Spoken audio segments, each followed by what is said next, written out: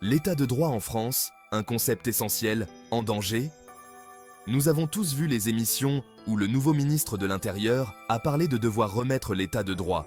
Et nous avons entendu le Premier ministre, lors du discours de la politique générale, expliquer que l'état de droit fonctionne. Cette vidéo a donc l'intention d'analyser ce qu'est l'état de droit, de voir qui l'état de droit protège actuellement, s'il existe vraiment encore, et qui a raison entre le ministre de l'Intérieur et le Premier ministre.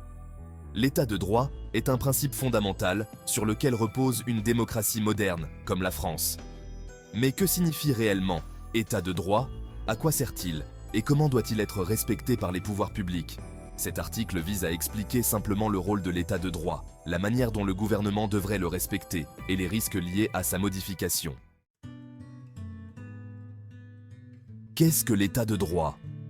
L'état de droit est un concept qui signifie que l'ensemble des individus et des institutions, y compris le gouvernement, sont soumis aux mêmes lois.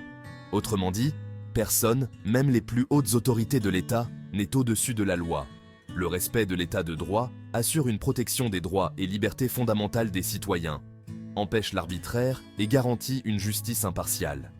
Les principes de l'état de droit incluent notamment la séparation des pouvoirs, législatif, exécutif, judiciaire, l'indépendance de la justice, le respect des droits de l'homme et le droit à un procès équitable. C'est le pilier sur lequel repose une société équitable, juste et où les abus de pouvoir sont limités. À quoi sert l'état de droit? L'état de droit est avant tout une garantie de protection pour les citoyens. Il évite que le pouvoir soit exercé de manière arbitraire et permet de prévenir les abus. Par exemple, en France, cela signifie que les lois doivent être adoptées selon des procédures claires et transparentes et que les décisions de justice doivent être prises par des tribunaux indépendants. Il protège la liberté d'expression, la liberté d'association et la liberté individuelle de chaque citoyen. Lorsqu'un individu ou un groupe de personnes estime que ses droits ont été violés, l'état de droit permet de faire appel à un système judiciaire indépendant et impartial pour obtenir justice.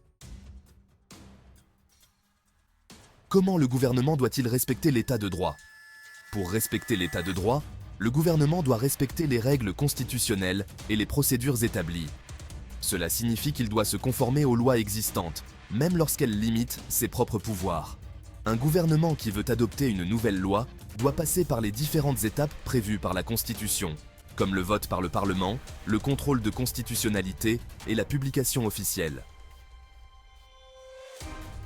Le gouvernement ne doit pas abuser de mesures d'exception ou contourner les institutions pour imposer sa volonté.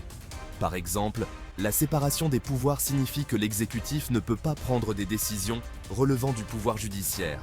Ce cadre est essentiel pour empêcher toute dérive autoritaire.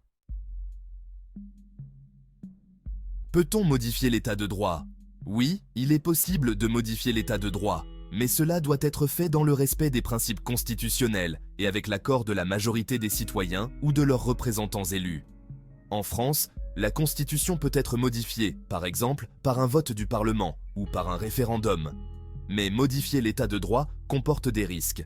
Si les règles de contrôle et de séparation des pouvoirs sont modifiées de manière à restreindre les libertés individuelles, on peut considérer que l'état de droit ne subsiste plus, ou du moins qu'il est affaibli. Modifier l'état de droit sans respecter la Constitution ou en limitant les droits fondamentaux, c'est s'engager sur un chemin dangereux qui peut mener à l'arbitraire et à une forme de gouvernement autoritaire. L'état de droit repose sur un équilibre fragile. Toucher aux garanties de protection des citoyens revient à risquer de les perdre. Un état de droit modifié n'est-il plus un état de droit?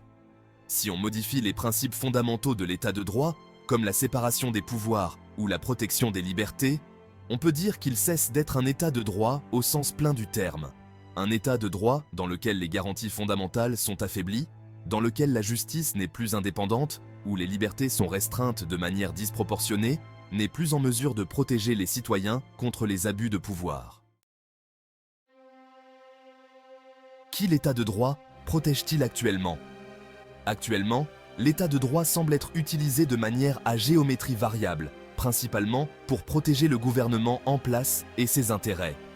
Des mesures sont prises non pas pour garantir les droits de tous les citoyens de manière équitable, mais souvent pour s'assurer que ceux qui détiennent le pouvoir puissent le conserver coûte que coûte. Les lois et règlements sont parfois appliqués de manière sélective, favorisant ceux qui sont en position de pouvoir, tandis que les libertés et droits fondamentaux des citoyens ordinaires sont restreints ou ignorés. Cela soulève des questions sur l'intégrité de l'état de droit et sur sa capacité à véritablement protéger l'ensemble de la population.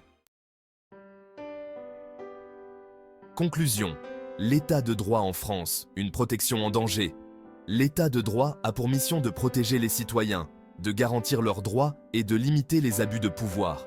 Toutefois, lorsqu'on voit les dérives actuelles en France, où des lois sont adoptées sans débat, où les libertés sont parfois restreintes sous couvert de crise, on peut se demander si l'état de droit existe encore pleinement.